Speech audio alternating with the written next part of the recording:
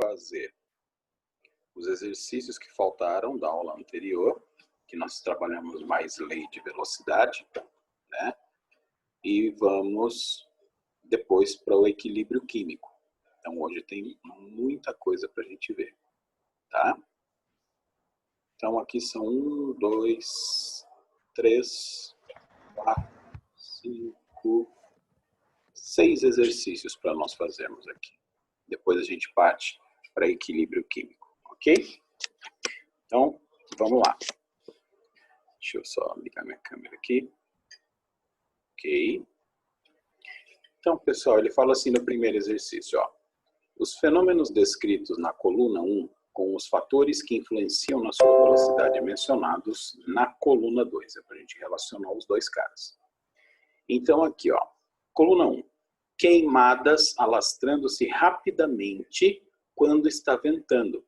Foi o que eu expliquei na aula anterior para vocês, né?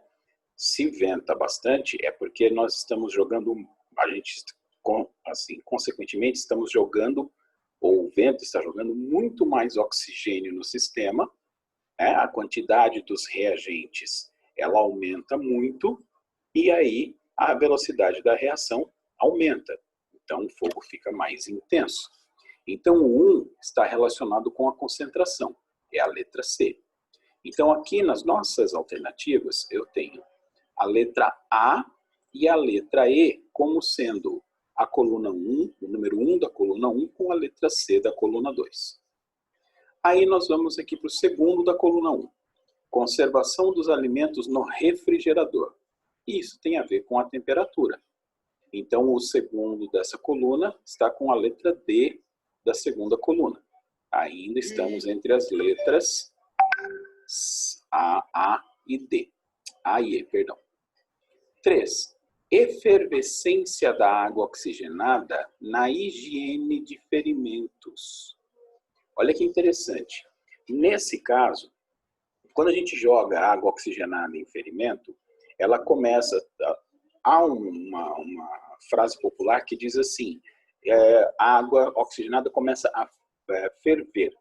Na realidade, ela começa a borbulhar porque existe uma enzima na nossa pele, né, e no nosso sangue, que é a catalase, e a catalase ela faz com que a água oxigenada se decomponha mais rapidamente.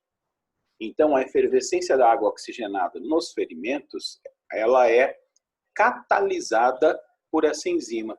Então, o número 3 está relacionado com a letra B, que é o catalisador. Ok? Então, a alternativa correta aqui, nossa alternativa correta, é a letra A. Ó. E o último é a superfície de contato, né? Que aí nós temos as lascas da madeira, queimando mais rapidamente que uma tora de madeira, como eu havia comentado, inclusive até da disposição dos blocos de madeira numa fogueira, certo? Então, esse aqui é a letra A, a correta. Vamos para o segundo exercício. Assinale a alternativa que apresenta agentes que tendem a aumentar a velocidade de uma reação. Então, vamos lá. Calor tende a aumentar a velocidade da reação? Sim. Conforme a gente aumenta a temperatura, as colisões eficazes entre as partículas aumentam e, consequentemente, a velocidade da reação aumenta. Só um minutinho.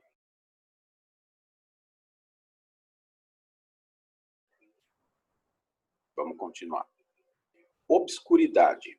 Então, se um sistema está com ou sem luz, não vai adiantar muita coisa, não. Tá? Lógico, tem reações que acontecem mais rapidamente no claro, tem reações que nós temos que fazer no escuro, porque a luz influencia, mas não necessariamente como catalisador, tá? Ou como acelerador ou desacelerador de velocidade. Aqui, calor, maior superfície de contato entre os reagentes e ausência de catalisador. Ó, calor, tudo bem. Superfície de contato, tudo bem, mas a ausência de catalisador não aumenta a velocidade da reação. Então essa não serve. Letra C, calor, beleza. Maior superfície de contato entre os reagentes, beleza. E catalisador, também beleza. Então, aqui a letra C é a resposta correta. Ó. Calor, maior superfície de contato entre os reagentes e catalisador. Ok? Aqui ele já começa na letra D com frio. Então, o frio ele diminui a velocidade da reação. E aqui na alternativa ele fala tendem a aumentar a velocidade. E aqui, congelamento, na letra E, já indica diminuição de temperatura e diminuição de velocidade de reação. Ok? Então, o número 2 é o correto. A letra C do 2 é a correta. Agora, olha esse aqui. Deixa eu só dar uma diminuidinha no tamanho para ele entrar todo na tela. Ó. Um químico realizou em um laboratório alguns experimentos com o intuito de observar a velocidade em que uma solução aquosa de ácido bromídrico reagia com o magnésio metálico. Para isso, foram contadas durante 20 segundos as bolhas referentes à produção de gás hidrogênio logo após os reagentes serem misturados. Na execução dos experimentos, foi utilizado o mesmo material metálico, magnésio, o mesmo volume de uma solução de HBr e a mesma massa do metal magnésio. Ok? Os critérios que sofreram alteração ao longo do experimento foram a forma de apresentação do magnésio, barra ou pedaços pequenos, e a temperatura. A tabela abaixo indica todas as condições realizadas em cada experimento. Então, olha só. O experimento A, nós temos o magnésio em barra e a temperatura 50 graus Celsius. Na letra B, nós temos barra a 30 graus Celsius. E na letra C, nós temos pequenos pedaços ou pedaços pequenos a 50 graus Celsius. Ou seja, uma temperatura elevada e a maior superfície de contato. Então, a C, ela é a mais rápida. Ok? A letra B, ela é a mais lenta. Ó, é a mais fria. E aqui, ó, nós temos uma barra de magnésio ao invés de pequenos pedaços. Então, a superfície de contato é menor. E a A é a intermediária. Aí ele diz, assinale a alternativa que apresenta os experimentos na ordem crescente do número de bolhas. Então, crescente sempre está mais lenta para mais rápida. Então, ficaria B, depois vem a A, que é a intermediária, e a C, que é a mais rápida. Então, a alternativa correta é a letra A. Tudo bem? Exercício número 4. A sabedoria popular indica que, para cozinhar batatas, é indicado cortá-las em pedaços. Em condições reacionais idênticas e utilizando massas iguais de batata, mas algumas inteiras e outras cortadas, verifica-se que a cortada cozinha em maior velocidade. O fator determinante para essa maior velocidade da reação é o aumento da... Quando a gente fragmenta um sólido, o que nós estamos fazendo? Aumentando a superfície de contato. Ok? Então, aqui a resposta é a letra D. Superfície de contato. Tá certo? Agora o quinto exercício. O conhecimento da velocidade das reações químicas é de extrema importância para a produção industrial de uma série de produtos. Analise as afirmações a seguir. Primeira, a velocidade de uma reação química geralmente cresce com o aumento da temperatura. Tá certo? Então, a primeira está correta. Vamos colocar aqui. Segundo, a velocidade de uma reação química sempre independe da concentração dos reagentes. Pelo contrário, se você diminuir a concentração dos reagentes, você diminui a velocidade da reação. Ok? Só um segundo que tem uma pergunta. Qual é a 13 e a 4? Vamos lá. A 13 é a letra A 4 a letra D. Certo? A 5, a primeira está correta, a primeira afirmação. A segunda está incorreta. Por que está incorreta? Porque o aumento da concentração faz com que a velocidade aumente. Então, a reação depende da concentração dos reagentes e não independe. Ok? 3. A velocidade de uma reação depende da orientação apropriada das moléculas na hora do choque, que é a colisão eficaz. Certo? Sim, está correto. Ela depende da colisão eficaz, ou seja, da orientação na hora do choque. Força e orientação. Tá? Então, se ela aqui, né, ele fala assim, que a velocidade depende da orientação apropriada na hora do choque, subentende-se que esse choque ele vem com a força correta. Tá? Então, seria o choque eficaz. E o número 4, para os sólidos, quanto maior a superfície de contato, menor será a velocidade da reação? Não, né? Maior será a velocidade da reação. Então, 1 e 3 estão corretas, alternativa correta, letra E. Ok? E agora, o número 6. Isso, que é o último dessa parte aqui, para a gente começar equilíbrio químico. Hoje a gente vai precisar de um pouquinho de álgebra, tá? E aí eu vou pedir para vocês... Deixa eu só jogar esse aqui lá no outro programinha, que esse aqui tem cálculo, e eu vou fazer com vocês. Já vou compartilhar outra tela. Vamos lá.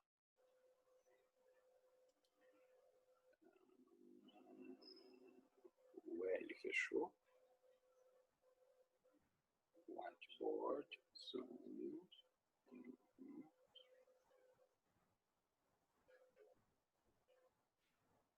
Espera só um pouquinho, deixa eu só... Tem uma outra pessoa entrando. Eu só vou limpar o programa aqui, para a gente poder usar. Ok.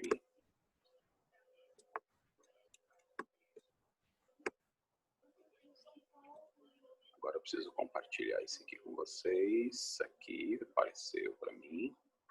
Ok. Aqui, ó. Exercício número 6. Aí a gente faz esse aqui e já vai para equilíbrios moleculares. Ele fala assim, ó. O mel contém uma mistura complexa... O mel contém uma mistura complexa de carboidratos, enzimas, aminoácidos, ácidos orgânicos, minerais e etc. O teor de carboidratos é de cerca de 70% da sua massa, sendo a glicose e a frutose os açúcares em maior proporção. A sua acidez é atribuída à ação da enzima glucose oxidase, que transforma a glicose em ácido glucônico e peróxido de hidrogênio, que é o H2O2, ou água oxigenada. Tá? Abaixo, temos a equação química de decomposição do peróxido de hidrogênio, na qual temos a formação de água líquida e oxigênio gasoso. Está aqui a equação. Tá? Aí ele fala, utilizando os dados da tabela fornecida, calcule a velocidade média de decomposição do peróxido de hidrogênio entre 0 e 10 minutos. Ok? Então vamos lá. Como que a gente vai fazer? Ó, velocidade, deixa eu só arrastar esse negocinho para cá. Ó, velocidade do peróxido de hidrogênio vai ser o módulo da variação da concentração de H2O2. Essa é a concentração molar. Deixa eu só fazer certinho aqui, para não parecer o módulo. Aqui agora sim, o módulo dividido pela variação do tempo. Ok? Então vamos lá. Velocidade do H2O2 vai ser... Qual é a concentração final? Meio. Então, meio mol por litro. Menos a concentração inicial, que é 0,8, dividido pelo tempo final, que é 10, menos o tempo inicial, que é 0. Então, eu tenho aqui que a velocidade do H2O2 vai ser o módulo de menos 0,3 sobre 10. Então, velocidade do H2O2 vai ser módulo de menos 0,3 é 0,3 sobre 10. Isso aqui vai dar 0,03, que é a mesma coisa que 3 vezes 10 a menos 2, ó, mol por litro vezes segundo. Essa é a resposta. Então, a resposta correta é a letra E. A resposta E é a resposta correta. Ok? Esse aqui é um cálculo tranquilo, só de variação de concentração pelo tempo.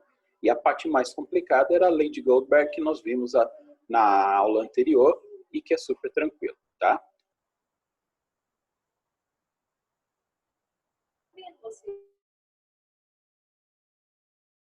Isso. Vamos lá. Então, agora a gente já encerrou aquela lista. Eu mandei uma hoje de equilíbrio, mas vamos primeiro para a parte teórica e depois a gente faz a parte prática. Então, agora nós vamos ver os chamados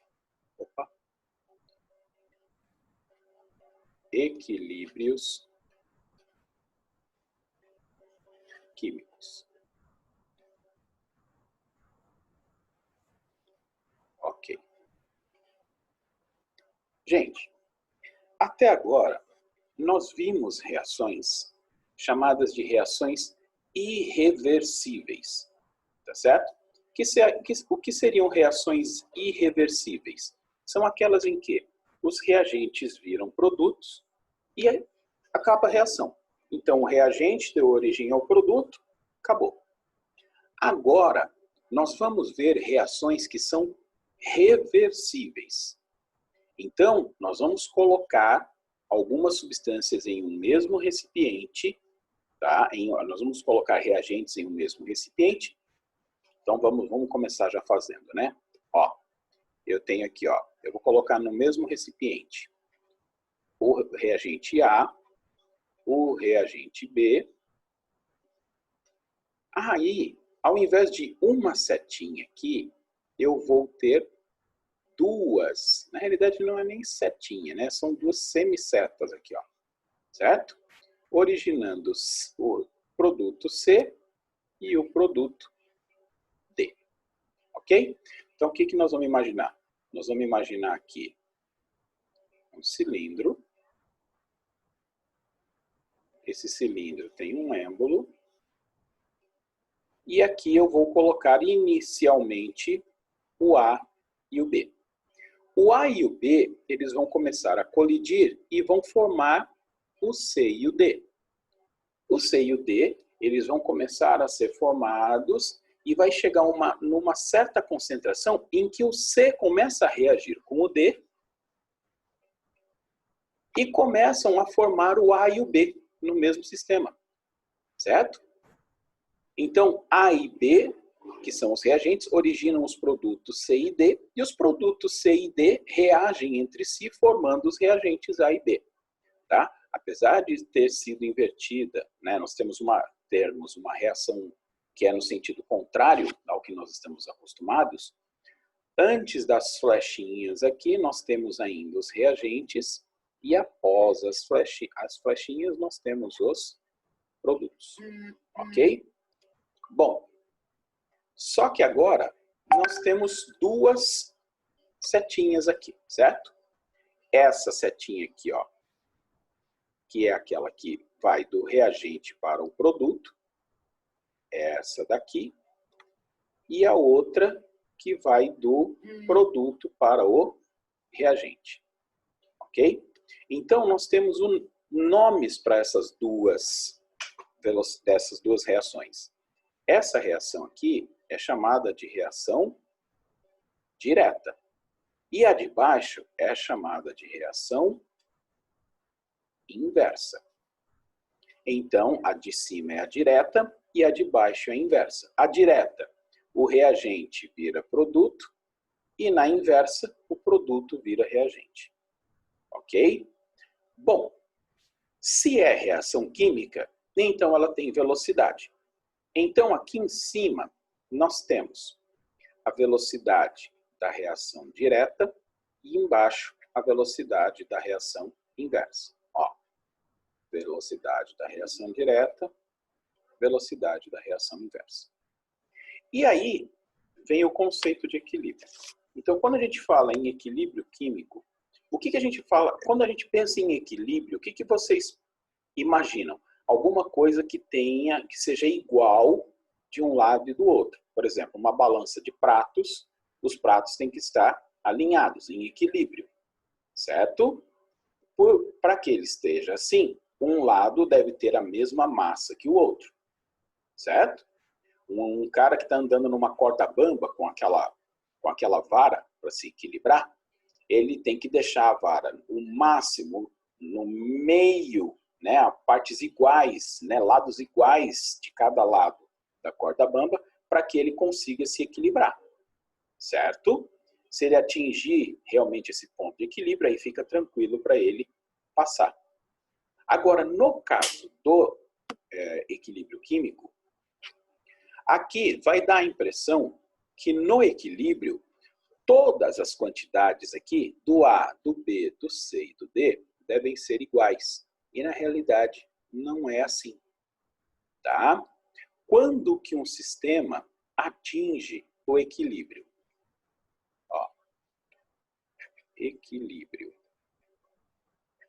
O sistema atinge o equilíbrio, nesse caso aqui, quando a velocidade da reação direta é igual à velocidade da reação inversa. Olha aqui, ó. A velocidade da reação direta é igual à velocidade da reação inversa. Isso é essa situação quem determina o equilíbrio químico. Ok? Então, VD igual a VI. Só que tem um detalhe. Olha só, aqui o C está colidindo com o A? Sim, está. O C está colidindo com o B? Sim. O D está colidindo com o A? Sim. O D está colidindo com o B? Sim. Porém, C com A, C com B não gera reação. D com A, D com B não gera reação. Agora, A com B e C com D geram reação. Agora, olha só.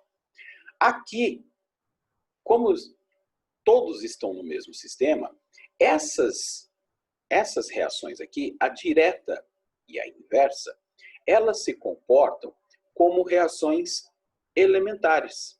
É uma reação elementar no sentido direto e uma reação elementar no sentido inverso. Ok? Ou seja, eu tenho o A e o B virando C e D. Pronto. E aí depois eu tenho o C e o D virando A e B. Pronto. São situações diferentes. Então eu tenho da esquerda para a direita, sentido direto, uma reação elementar, e da direita para a esquerda, sentido inverso, outra reação elementar. Não sei se vocês se recordam das aulas anteriores, mas para reações elementares, as ordens de reação são os coeficientes estequiométricos. Então, vamos lá. Quer ver? Ó, a ordem de reação para o A, o Azão, é o Azinho.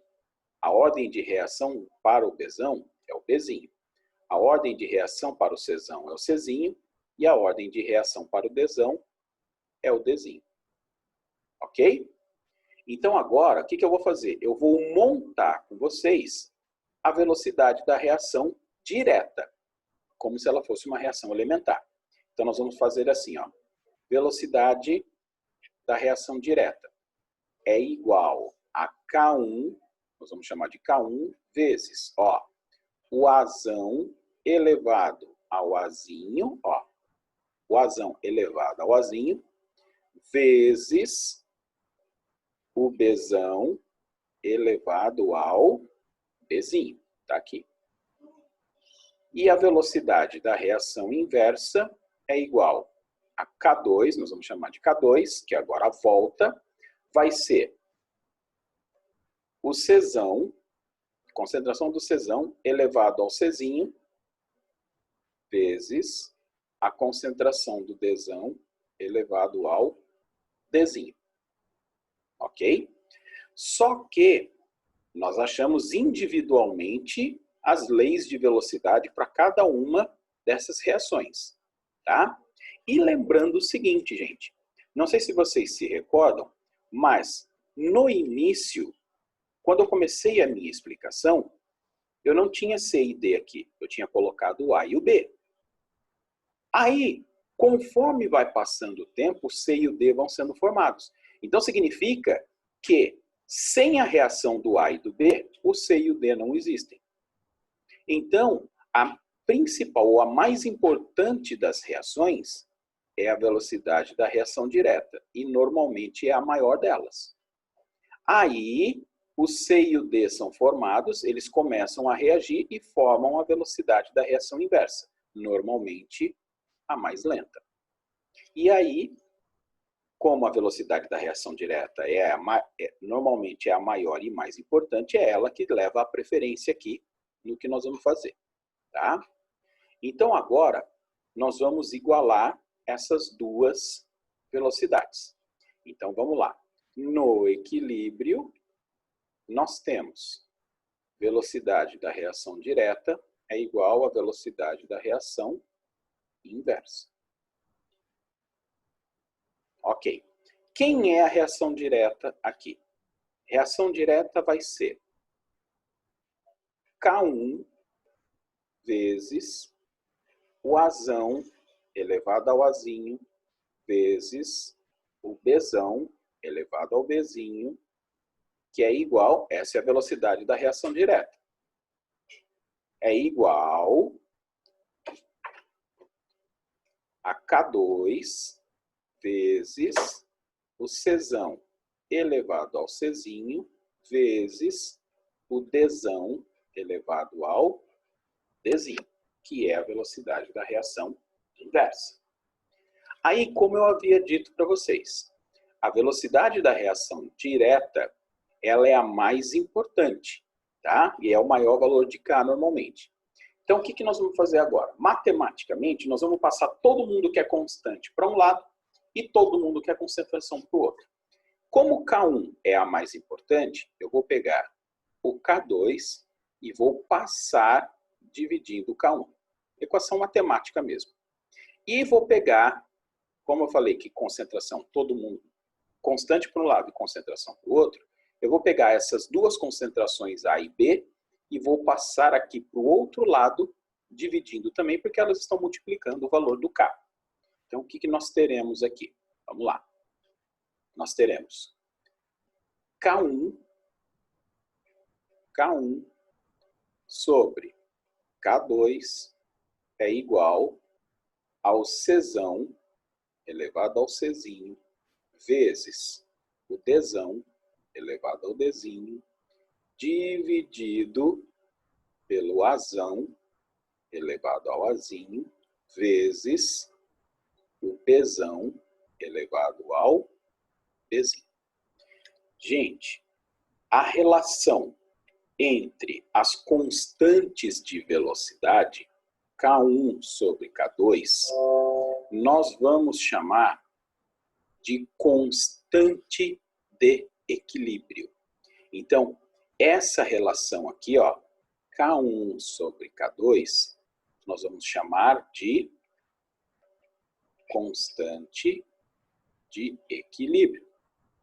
Essa constante de equilíbrio, não sei se vocês repararam, mas aqui em cima, ó, C e D corresponde ao produto, né, ou a multiplicação das concentrações molares dos produtos sobre essa de baixo, que é a multiplicação entre as concentrações molares dos reagentes. Olha só.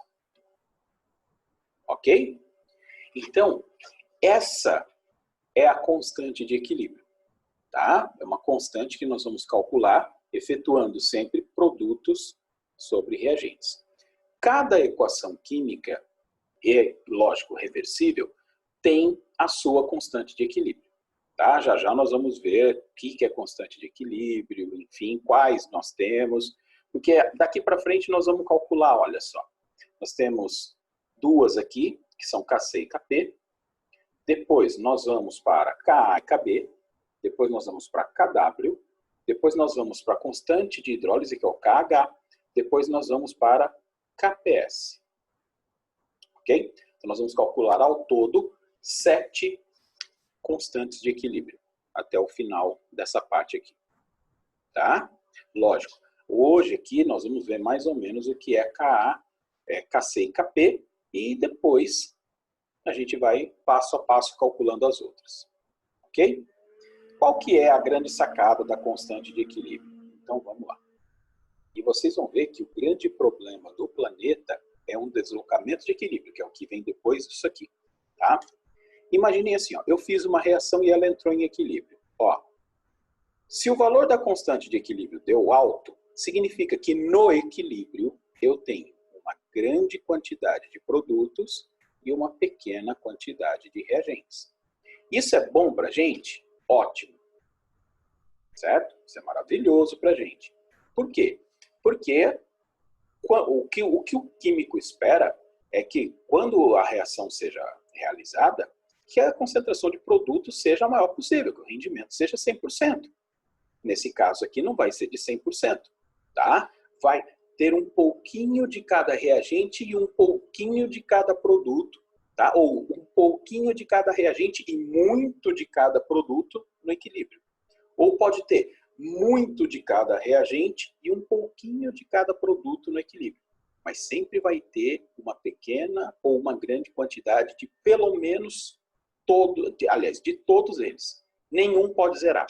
Porque se zerar, perde o equilíbrio. Ok? Então, isso aqui, ó, uma constante elevada significa que eu tenho muito produto e pouco reagente no equilíbrio. Agora, e o contrário? O contrário, se a constante é baixa, significa que eu tenho pouco produto e muito reagente no meu equilíbrio. Ou seja, eu tenho uma pequena quantidade de produtos e nem um pouquinho só do reagente é que foi transformado em produto. Então isso aqui para a gente não é favorável. Então significa que nós precisamos aprimorar esse sistema para que nós possamos fazer essa reação química ficar mais rentável para a gente ou aumentar, pelo menos, né, o rendimento dela. Existem meios para nós fazermos isso. Tá? Nós vamos ver depois do cálculo das constantes, etc., um negócio chamado deslocamento de equilíbrio ou princípio de Le Chatelier, que vai falar justamente disso. Tá certo? Então, gente, olha aqui, ó. Vou diminuir um pouquinho. Esse aqui é o retrato da nossa aula de hoje. Tá? Onde nós vamos focar agora aqui? Nós vamos focar nisso aqui, ó, nas constantes de equilíbrio. Os tipos de constante de equilíbrio, tá? Quais os estados físicos que participam dessas constantes, ok? E como que a gente vai trabalhar com elas. E eu vou passar alguns exemplos para nós montarmos as equações, tá? Para nós identificarmos as equações de Kc e Kp. Então, a partir de agora, eu vou precisar saber que a reação direta é assim, que a reação inversa é assim? Vai precisar, porque inclusive na listinha que eu mandei para vocês, tem um exercício assim, onde ele dá as velocidades. Porque quando a pessoa ela aprende Kc e Kp, parece que na cabeça dela não existe mais lei de velocidade. Muito pelo contrário. Por causa da lei de velocidade é que existe o Kc e o Kp. Existem, né? Kc e Kp. Então, nesse caso, a gente não pode esquecer. Tá? Mas nós não vamos usar tanto a lei de velocidade. Nós já vamos usar essa relação direta aqui, ó. Tá certo? Tudo bem? Então, agora eu vou apagar isso aqui. Ok, ó. Eu vou apagar essa tinta aqui. E nós vamos ver as constantes de equilíbrio. Ok? Então, vamos lá. Ó. Constantes de equilíbrio.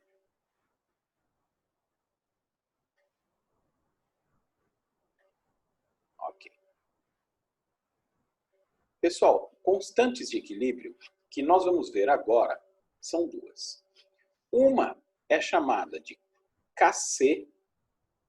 Kc significa constante de equilíbrio.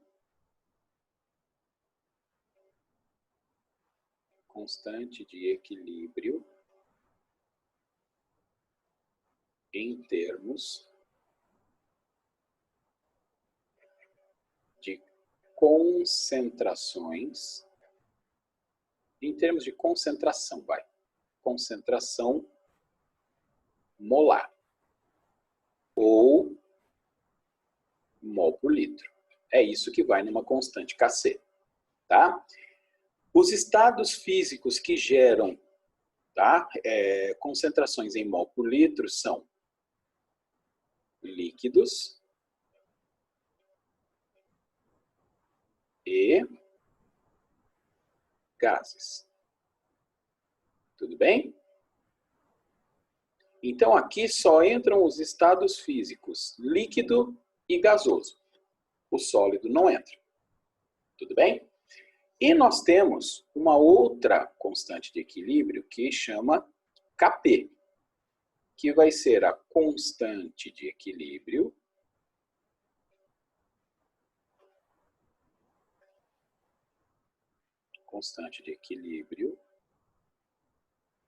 em termos de pressão parcial. E aí, gente, aqui ela pode ser em atm, pode ser em milímetro de mercúrio, pode ser em pascal, aí depende, tá? Gente, quem sofre com a ação da pressão? Isso aqui serve apenas para gases. Então, vejam bem, existe uma coisa muito importante para a gente lembrar aqui, ó. Sólidos não entram nem no Kc e nem no Kp. Certo? Líquidos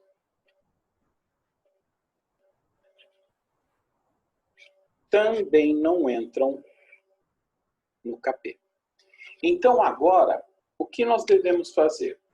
Quando nós formos analisar um sistema em equilíbrio, a coisa mais importante que nós temos que observar é quais são os reagentes e, no pezinho de cada reagente, se ele é sólido, se ele é líquido ou se ele é gasoso.